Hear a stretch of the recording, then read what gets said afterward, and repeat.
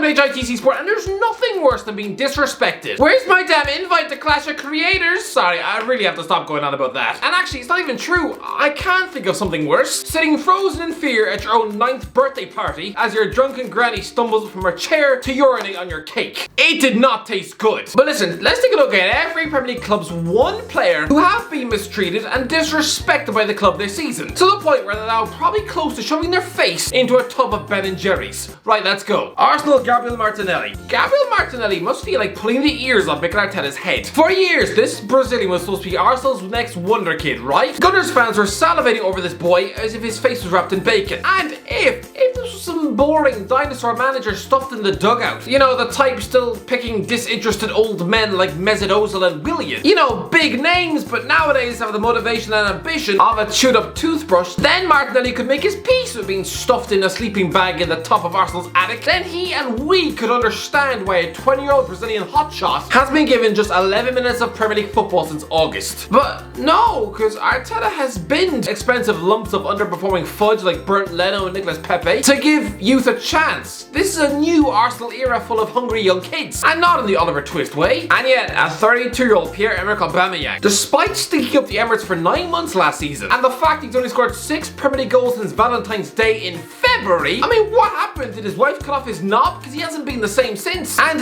after the Watford game last week, I think it's safe to say the man's got a worse penalty record than Chris MD and Mini Minter. Just give Martinelli a chance up front. This doesn't make sense. It's a new, hungry Arsenal side, brimming with youth players, and yet you still persist with some inconsistent pencil who honestly belongs in the Chinese Super League. It's like Simon Cowell creating yet another teenage boy band, and yet choosing to have Gary Barlow as the lead singer. You know, someone who's got more wrinkles than a baked potato. I mean, what? Aston Villa, Morgan Sanson. Most of the Aston Villa players were probably gutted to see likeable Dean Smith get the boot. I'm guessing Morgan Sanson was doing cartwheels around his kitchen. This man is clearly Jordan Verra 2 Part 2, a clearly talented French midfielder whose career Aston Villa are attempting to drown in a shallow toilet bowl. Come on, he was a £14 million January edition from Marseille and hasn't played since a 3-1 win over Fulham on the 4th of April. Now apparently a mysterious knee injury ruled him out of the last 9 games of the season, but this campaign, no injuries, and yet he's been left out of 11 matchday squads. No wonder he angrily kicked some water balls at the Emirates. This guy was bought to add star quality to the Villa midfield. Instead, he's watching Marvelous Nakamba and Jacob Ramsey get picked ahead of him. Connor Hourihane could have done this job. This is insulting. Villa have just lost 5 games in a row, and Smith didn't turn to him once. If I was Morgan Sanson, I would be close to ripping off my own face. Brentford, Tariq Fosu. It's been a disrespectful few months for a poor 26-year-old Ghanaian winger Tariq Fosu. This is a man who played 1 game shy of 50 matches for Brentford last season, including the last 27 championship games in a row. I don't care if he does have the end product of a rusty doorknob. He was clearly useful enough for Thomas Frank to turn to every week, and he gets thanked for this achievement by the club trying to stuff him out on loan to Swansea on deadline day, only for the deal to collapse, and now he's been left out of every matchday squad bar one, where he gets to watch his teammates lose 3-1 to Burnley from the bench. I'm sorry, you just lost 4 games in a row, and this guy plays 71 minutes on the left wing in that 7-0 win over Oldham in the League Cup. Just give him a few minutes in the Premier League. What have you got to lose? Brighton, Aaron Connolly. Okay, I'll admit it, I'm just bitter about this one. I realise Aaron Connolly is about as threatening in front of goal as a punctured balloon, but he's Irish. He's Irish. Just give him some minutes. Graham Potter picked him 17 times last season, so far this season he hasn't started a game. Now he can't even make the bench. Come on, Graham, please pick him. Burnley, Jay Rodriguez. Am I the only one who thinks that Jay Rodriguez is the most technically gifted footballer in Burnley's squad? This is a man who's battled himself back from a career-ending injury and still pops up with the odd wonder goal. Right, well, look at his YouTube highlights reel. The man's been made to look like the English Zlatan Ibrahimovic, and yet he's only started 2 league games this season and reduced to being given just 15-minute cameos. Even Matai Vidra, a chronically hideous Premier League footballer with the top-flight goal-scoring ability of a bowl of scrambled egg, even he's moved in front of Rodriguez in the pecking order. Come on, Dyche. Chelsea, Saul Niguez. What was the point? Honestly, what was the point? I knew Saul Niguez would be another pointless, big-name Chelsea loan signing who'd go on to have a similar impact to the likes of Ricardo Quaresma, Radamel Falcao and Alexander Pato. Let's get this right. Saul Niguez is an utterly brilliant player. 2 years ago, the man would have commanded an £80 million transfer fee from Atletico Madrid. And yeah, He's been given just 45 minutes against Aston Villa in September. Since then, he's rotted on the bench 9 times, was given 25 minutes against Malmo and 2 minutes away at Newcastle. What are you supposed to do in 2 minutes other than make love to the couch 3 times? Thomas Tuchel is treating this guy as if he's the Spanish Steve Stillwell, or with the first touch of a half-empty coconut. No, this is Saul Niguez. Saul Niguez. Is this his life now? A 26-year-old midfielder with nearly 400 appearances under his belt for a European powerhouse like Atletico Madrid, and yet now he can't even get into a team past Ruben Loftus-Cheek. You've convinced this man to leave Spain, sacrifice another La Liga title fight, to instead move to West London to sit on a bench, fulfilling a job that would have otherwise gone to Conor Gallagher this season. No. Crystal Palace Will Hughes. Oh, Will Hughes, what has happened to your career? Remember when this guy was a Derby wonder kid, billed as the next Steven Gerrard? Now he's 26, tied up a £10 million switch across London from Watford to Crystal Palace, and he's yet to make his debut. I mean, you'd assume he's injured again, right? That he's got limbs made of Play-Doh. No, he's been fit enough to sit on the bench 6 times in a row. He must be fuming, close to ripping out his teeth in anger. He rejected a £60,000 Watford deal to make this move. He could have been playing every week with his Watford mates in the Premier League and popping up in Ben Foster vlogs on a weekly basis. Instead, he's just rotting like a wet pumpkin. Everton, nobody. Yeah, nobody, I guess. I mean, Rafa Benitez is doing fine. He's keeping everyone happy. Even Anthony Gordon's getting minutes. So, moving on. Leeds Sam Greenwood. Listen, Sam Greenwood is supposed to be the next Leeds wonder kid, right? He's a 19-year-old striker, stuffed in England's under-21 squad, and hoping to get a senior call from Gareth Southgate. You know, for the Qatar World Cup. Well, for that, you have to start playing games, Sam. This guy scored 12 goals in 18 matches for the Leeds under-23 team last season, including a hat-trick against his boyhood Sunderland. This guy could play attacking midfield, or as a second striker, or as a centre forward. He is one of the top talents in the country. So why, despite Patrick Bamford being injured for 2 months, despite Leeds scoring just 11 goals in 11 games, why has he not been given a single minute in the Premier League? Apparently Bielsa was blown away by Greenwood in training. Well then, just give him a damn chance. You refuse to send him out on loan. I mean, he's not a child, he turns 20 in January. Christ, well, he'd probably get more game time if he just stayed at Arsenal. I mean, he's better than Eddie Nketiah. Just give him a chance. Leicester James Maddison. 2021 has been an utter nightmare for James Maddison. I know he's out of form, but still. He's only played the full 90 minutes in 1 game this season, and even that was only out in Russia. He was dragged off at halftime against Brighton, and has been dropped to the bench for 3 league games this season. So I know, Rodgers, this guy has the ability to be your best player, and clearly he is a confidence player.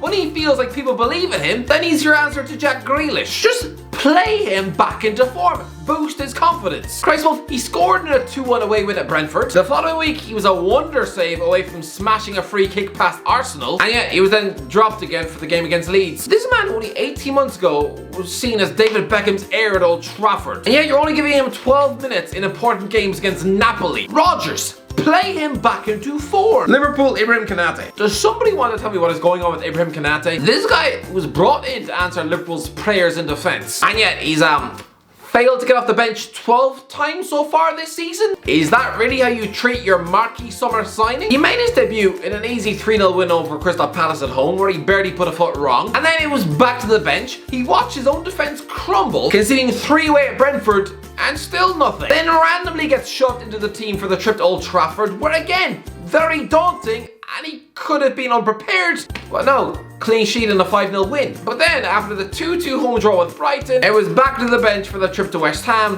where he saw his team concede 3. Where he saw his teammates mostly defend like a bunch of paralysed sheep. I don't know, but if I were Konate, I'd be wanting answers. Man City, Riyad Mahrez. Riyad Mahrez has the best touch in the Premier League. This man is one of the most devastating wingers on the planet. He spanked home 14 goals and chipped in with 9 assists last season as he won the league and reached the Champions League final. And yet now Pep Guardiola is still utterly neglecting him as if he's the fat kid at the Neverland Ranch. This guy is never present in the Champions League, where City have scored 15 goals in 4 games, and he's chipped in with 4 of them. Surely he's done enough to start every week in the Premier League? Instead, no. He's clearly still being punished for starting the 1-0 loss at Tottenham on the opening day of the season. He's only started 1 Premier League game since then, a 2-0 home win over Burnley. I'm sorry, this guy, he's an Algerian world star. star. He's got 3 Premier League medals at home and he scored 68 goals and registered 51 assists in this league. And yet he's stuffed on the bench watching a young Johnny Depp waddle about every week. It's disrespect. So him rotting in the cold despite being arguably the club's most naturally talented footballer makes no sense. Man United Donny van de Beek. This is a travesty. I remember when Schweinsteiger was frozen out at Old Trafford, but at least he was an aging bag of cement. 2 years ago, Donny van de Beek was nominated for the Ballon d'Or. Yes, DVDB was mostly stuffed on the bench last season, but he's been at the club 15 months now. This isn't funny anymore. The guy's been given just 16 minutes in the Premier League this season and 48 in the Champions League. Is this a joke? He was forced to sit and watch his midfield teammates crumble like burnt cheesecake in that 5-0 drubbing to Liverpool. He surely must have thought, surely now I'll get my chance. Nah, that chance was 200 seconds against Atalanta and then 10 minutes in the Manchester derby. I'm sorry, I know they were different positions, but as a player, Van de Beek has more natural talent in his belly button than a scruffy goal poacher like Ollie ever had in his entire body. I mean, were Real Madrid ever interested in Solskjaer? No, the club president would rather sooner eat his cat. And yet Ollie's treating him as if he's got the first touch of Eric Jemba Jemba. It's a joke.